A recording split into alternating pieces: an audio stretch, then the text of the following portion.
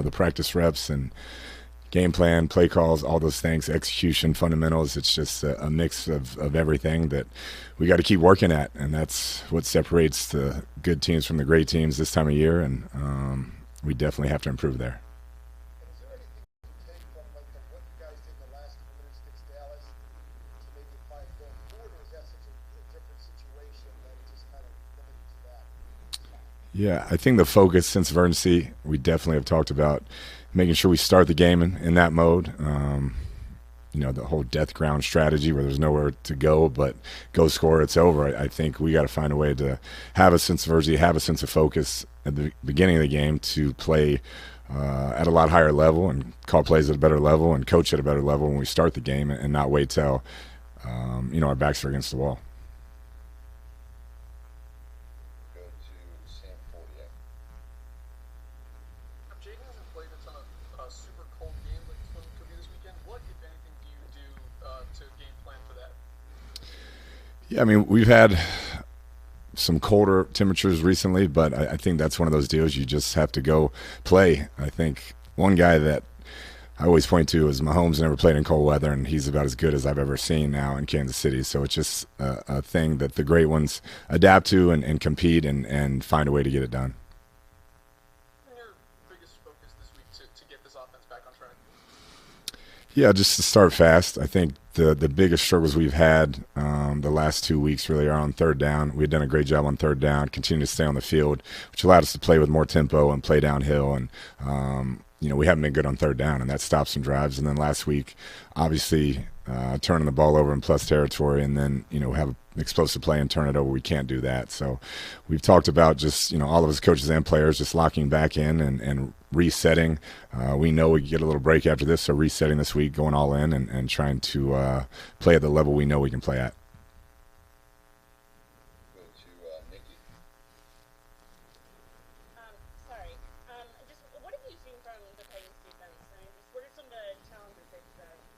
Yeah, they did a great job against the run. There's no doubt. A stout front. They lost a couple really good corners that they've had some young guys step in and play at a high level and are super competitive. They've really kept teams from extending drives. Been good on third down, and they can get pressure with a four-man rush. So it's been an impressive group to watch. Simmons is another one of those game records that you have to know where he's at, have to have a plan for him, and they're playing at a really high level. Go to Ben Standing. Hey, Kliff. I know when Dan was talking about some of the challenges with lack of practices or with like consistent practice schedule that he helped out with changing. When you don't have Brian Robinson in the lineup as much as what obviously won the last few weeks, and then he's not able to practice, how has that affected things for you guys? Yeah, I mean, he's a very talented back. I've said it all along, and he's a guy who it doesn't have to be blocked perfectly for him to fall forward and get you 5 or 6, and so that doesn't help. There's no doubt, but I think we can play at a really high level without him. But he definitely makes us a better offense when he's in the game. We can consistently lean on him to finish runs and finish downhill and avoid negative plays. And you talked about earlier in the season about how last year when you were away from the NFL that you spent some of that time reflecting on what you were doing, your processes, if you're going to go forward, how to change it. When it comes to like adversity, what did you kind of take away from? How much did you think about that? How to deal with adversity, like you had the last couple of years in Arizona to some degree, and how has that helped you this year? Yeah, it's just consistency and approach with the players, making sure they don't feel the highs and lows, and making sure that you're the same guy every day, and you attack the job, and you make sure that they know you believe in them, and you keep working to get better. That there's no secret answers when you're not playing as well as you should. This league's about competitive stamina. Every team goes through this. You look at the Chiefs last year. I think they were 9-6 at one point, and they got hot and won the Super Bowl. So it's really about how you come out of this and finding answers and reasons, and then making your run if you have the ability to do so. Go to Steve Weiner. If you don't have Brian Robinson in the lineup, or if you have him and he's not 100%, how do you kind of make the decision between Jeremy McNichols and Chris Rodriguez, and kind of how to mix those guys and match them back up? Yeah, we'll have a plan before the game, just kind of rep count what we'd like to get at, and then there are specific plays that we feel like maybe one guy runs this better than that guy, and so we'll rotate in that manner. But hopefully Brian can go as much as he can, and then we feel very confident in the other two playing at a high level for us. Thank you. We have time for three more. We'll do Candy, JP, and Donna to end it. Hey there, Coach. What are your thoughts on the overall production of the wide receiver group?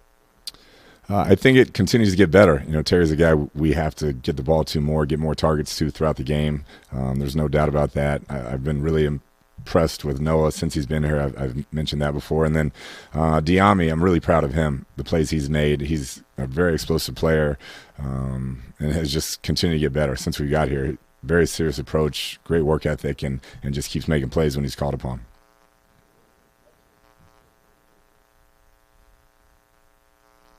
Hey Kliff, happy Thanksgiving, man.